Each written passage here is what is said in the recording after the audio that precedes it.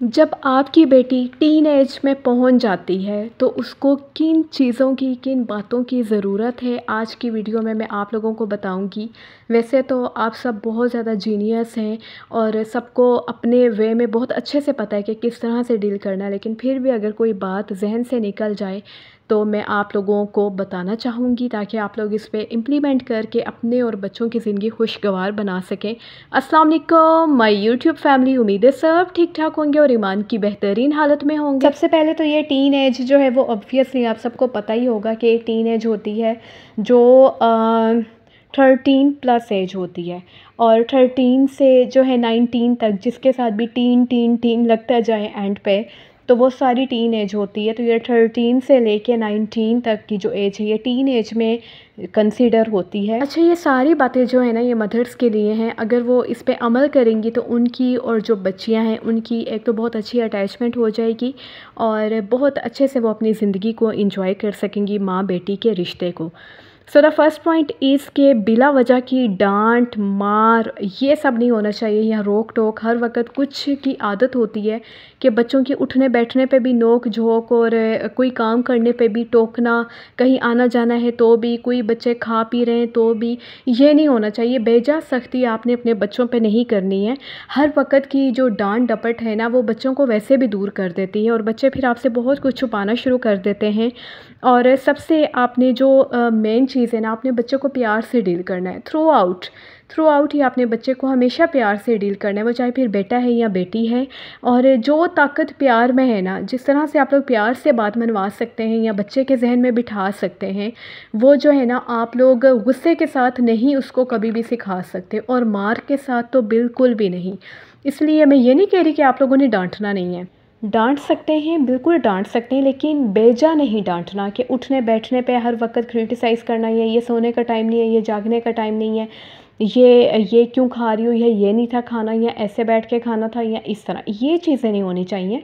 तो इस तरह से जो आपकी बेजा जो इंटरफेरेंस होती है किसी की भी लाइफ में, वो फिर अपना इख्तियार खो देती है, वो अहमियत नहीं रखती। सेकंड ये है कि जब बच्चा टीन एज में आ जाता है तो बच्चे के हार्मोन्स वगैरह इम्बेलेंस होने की वजह से जो बच्चियां हैं उनमें मूड स्विंग बहुत ज़्यादा आ जाते हैं। तो आपने उनकी बातों पे रिएक्ट नहीं करना। अगर बच्ची चिड़चिड़ी हो रही है अपने मेंस्ट्रुअल साइकिल को लेके या जिस भी वजह से, तो आपने उस पर रिएक्ट नहीं करना। आपको उसको तहम्मुल से डील करना होगा, उसको आराम से बैठ के सुनना है, अपने हुक्म उस पर थोपने नहीं हैं, मुसल्लत नहीं करने हैं। अगर आप उसको बहुत अच्छे से अपनी बात जो है उसको उस पर जो है मुसल्लत कर देने के बजाय उसको प्यार से समझा के तरीके से कि मैं इस वजह से ये कह रही हूँ या तुम इस वजह से अगर कह रही हो तो इसमें तुम गलत हो, इस तरह से अगर आप डील करेंगे तो वो ज़्यादा बेहतर रहेगा। थर्ड पॉइंट ये है कि हर वक्त आपने नसीहत नहीं करते रहना कि हर वक्त ही आप नसीहत में लगे हुए। कोई खाने की टेबल है तो उस पर नसीहत हो रही है, स्कूल जा रही है बेटी तो उस पर नसीहत हो रही है।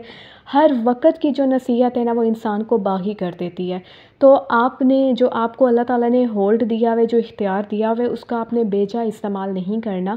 जहाँ पे आपको वाकई लगे कि अब इसको नसीहत की ज़रूरत है वहाँ पे आपने अपना पॉइंट सामने रखना है, वरना बेजा हर वक्त आपने नसीहतें नहीं करनी। फोर्थ पॉइंट ये है कि आपने अपनी बेटी को फ़ील करवाना है कि वो आपके लिए कितनी स्पेशल है या आप उससे कितना ज़्यादा प्यार करती हैं।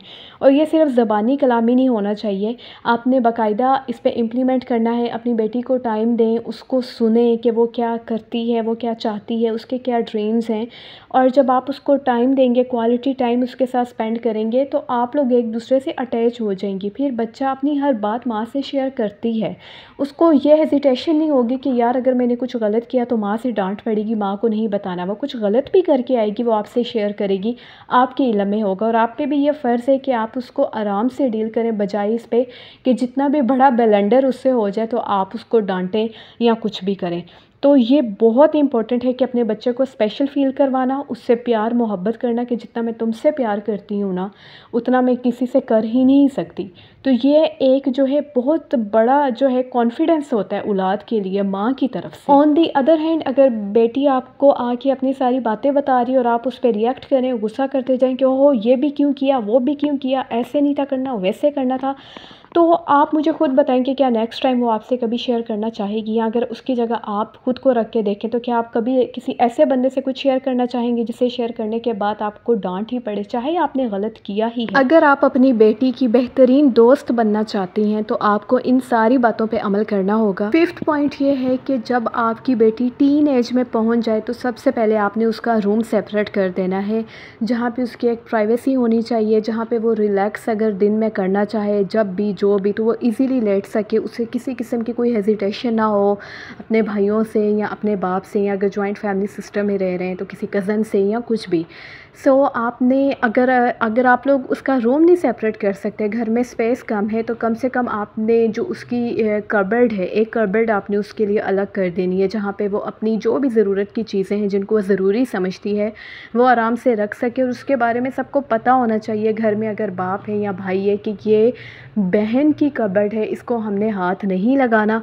उसमें जो भी वो अपने लिए बेसिक ज़रूरी चीज़ें समझती है वो आराम से टेंशन फ्री होकर वहाँ पे रख सकती है, जहाँ पे वो अपने मेंस्ट्रुअल साइकिल से रिलेटेड जो भी उसको चीज़ें चाहिए हैं या जिनको वो बेसिक समझती हैं या वो उनको अपने हिसाब से अरेंज करके रखना चाहती है, तो वो आराम से अपनी उस प्राइवेसी में अपनी सारी चीज़ों को अपनी अंडर ऑब्जर्वेशन रख सके। स्कूल जाते हुए आपने उसको पैंटी लाजमी तौर पे वियर करवानी है, और पैंटी आपने ये नहीं कि सिर्फ एक लेके दे दी और अपना फ़र्ज़ इंजाम हो गया आपका, नहीं, आपने उसको टोटल 7 पैंटीज़ लेके देनी है। हफ्ते में 7 दिन होते हैं, और ये मेक श्योर करना है कि जो बेटी है वो अपनी पैंटी को जो है वो डेली बेसिस पे चेंज करे, लाजमी तौर पे न्यू पैंटी पहन के जाए ताकि उसे किसी किस्म का फंगल इन्फेक्शन ना हो। प्लस जो है उसको पता हो कि मैंने इन चीज़ों की केयर भी करनी, उसे वॉश करना, ये सब कुछ सिखाना है आपने उसको, क्योंकि आप मदर हैं और आप स्टार्ट से जो हैबिट उसकी बना देंगे वही उसकी पूरी ज़िंदगी चलनी है। तो सबसे पहली चीज़ तो ये कि आपने उसको जो पैंटीज़ हैं वो ज़्यादा क्वांटिटी में ला के देनी है, और सेकंड जो उसके सैनिटरी पैड्स हैं वो भी आपने उसको ज़्यादा ला के देने, क्योंकि स्टार्ट में जब लड़की यूज़ करती है तो definitely she don't know how to use it, तो इस चक्कर में जो है उसको इल्म नहीं होता, तो अक्सर वेस्ट भी हो जाते हैं या तरीका नहीं आ रहा। अब पूरे होंगे तो वो बेचारी किस तरह से उनको यूज़ करेगी, या झिझक में या हेजिटेशन में आपको बता भी नहीं सकेगी। तो इसलिए आपने ज़्यादा सारे सैनिटरी पैड्स ला के उसके कबर्ड में रख देने हैं। और इसका एक और फ़ायदा आपको भी होगा कि अगर आपको इमरजेंसी में कहीं जाना पड़ गया है या आप कहीं और रुक जाती हैं थोड़े टाइम के लिए, और अगर आपकी बच्ची को ज़रूरत पड़ जाए तो ये चीज़ें उसकी एक्सेस में उसके पास एक्स्ट्रा क्वांटिटी में होनी चाहिए, ताकि ना बेटी परेशान हो और ना ही आप परेशान हो। और सेकंड, इस चीज़ पे आपने लाजमी तौर पे तवज्जो देनी है कि जब आपको पता हो कि उसकी कंडीशन ऐसी है तो आपने किसी भी शॉपिंग बैग में जिससे बाहर से नज़र ना आ रहा हो कि अंदर क्या चीज़ है, इस तरह के किसी शॉपिंग बैग में आपने 1 से 2 सैनिटरी पैड डाल के उसका, अगर वो कॉलेज जाती है तो उसके बैग में, या अगर वो स्कूल जाती है तब भी उसके बैग में आपने रख देने हैं। और उसके नॉलेज में ये चीज़ होनी चाहिए कि इन डैट केस अगर उसको यूज़ करने पड़ जाएँ तो उसको कोई परेशानी ना हो। 6 ये है कि जब भी आपके बच्चे जो हैं वो टीन एज में पहुंच जाए तो आपने लाजमी तौर पे उनको जो है कैमिसोल वियर करवाने हैं, ठीक है। अब मैं यहाँ पे पिक्चर भी शो कर दूँगी ताकि आपको आइडिया हो जाए। अच्छा, गर्मियों में ये पहनना थोड़ा मुश्किल होता है स्टफ़ की वजह से, या थोड़ी इरिटेशन होती है, तो आप लोग सर्दियों में कैमिसोल यूज़ कर सकती हैं। और अगर गर्मियाँ हैं तो उसमें आप बच्चे को मलमल की जो शमीज़ होती है वो लाजमी तौर पे पहनाया करें। और अगर आप लोग ये चीज़ भी एक लेंगे ना तो ये कंफर्टेबल नहीं होगा, वही बात फिर हाइजीन की आ जाती है। इसलिए लाजमी तौर पे आप लोगों ने 2 से 3 ये चीज़ें लाजमी लेनी है, शमीज़ हो गई या फिर कैमिसोल हो गए, कि बच्चा जो है वो हफ़्ते में 2 से 3 दफ़ा इसको चेंज लाजमी तौर पे करे। 7th पॉइंट ये है कि जब आपकी बच्ची टीन एज में पहुंच जाए तो आपने उसकी वार्डरोब उसको सेट करते हुए आपने उसको ये बताना है कि कैजुअल और फॉर्मल ड्रेसेस में क्या फ़र्क होता है। कैजुअल ड्रेसेस आपने उसके वार्डरोब में ही थोड़ा स्पेस के साथ हैंग कर देने हैं, और जो फॉर्मल हैं वो थोड़ा अलग हैंग कर देने हैं।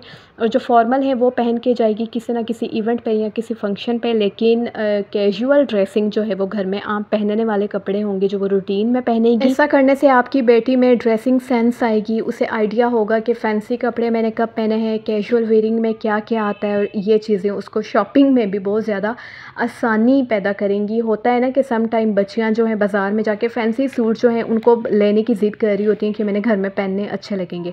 सो ये चीज़ें जो हैं उनको डिफ्रेंशिएट करना भी सिखाती हैं। तो ये चीज़ें ऑफ़ कोर्स माँ ने सिखानी होती है कि बच्ची कल को जब अगले घर में जाए तो देखने वाले को उसकी हैबिट से, उसके रहने के अंदाज से सलीका नज़र आए, उसकी तरबियत नज़र आए कि उसको वाकई किसी ने कुछ सिखाया है, उस पर मेहनत की गई है। एक पॉइंट ये है कि जब भी आपकी बेटी टीन एज में पहुंच जाए तो आपने उसके हेयर के अकॉर्डिंग जो भी उसके बालों को शैम्पू सूट करता है वो लाजमी तौर पे लेके देना है। प्लस आपने उसको कंडीशनर लेके देना है ताकि उसको पता हो कि मैंने अपने बालों का ख्याल रखना है, ये ज़रूरी होता है।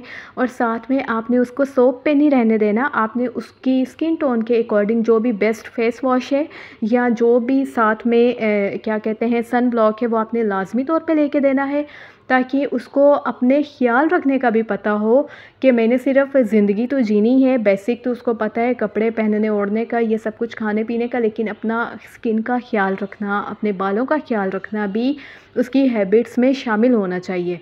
बस दफ़ा ये मामूली चीज़ें जो लोग इग्नोर कर देते हैं और इन चीज़ों का ख्याल ही नहीं रहता, ये बहुत ज़्यादा अहम किरदार अदा करती हैं हमारी लाइफ में। तो अब बात कर लेते हैं लास्ट पॉइंट, 9th पॉइंट पे, जो इस्लामिक पॉइंट ऑफ व्यू से भी है। अच्छा जी, अब इस्लामिक पॉइंट ऑफ व्यू से देखें तो अगर आप लोग चाहते हैं कि आपके बच्चे नमाज़ पढ़ें तो आपने उन पे ये चीज़ इम्प्लीमेंट नहीं कर देनी कि भाई नमाज़ पढ़ो, नमाज़ का टाइम हो गया, अभी तक बैठी हुई हो, नमाज़ क्यों नहीं पढ़ रही। आपने खुद नमाज़ पढ़नी है। आप जो अपने बच्चों से करवाना चाह रहे हैं आपने वो खुद शुरू करते करना, और जब आप करते जाएंगे ना तो बच्चे ऑटोमेटिकली, ये तो आपने डे 1 से करना है कि बच्चे आपको फिर फॉलो करेंगे। बच्चे देखेंगे कि भाई अज़ान हुई है, अब्बू फ़ौरन नमाज़ पढ़ने चले गए, अम्मी ने फ़ौरन वज़ू करके मसल्ला बिछा लिया, तो ये बहुत ज़रूरी है। तो अपने आप बच्चा इस चीज़ की तरफ आ जाता है।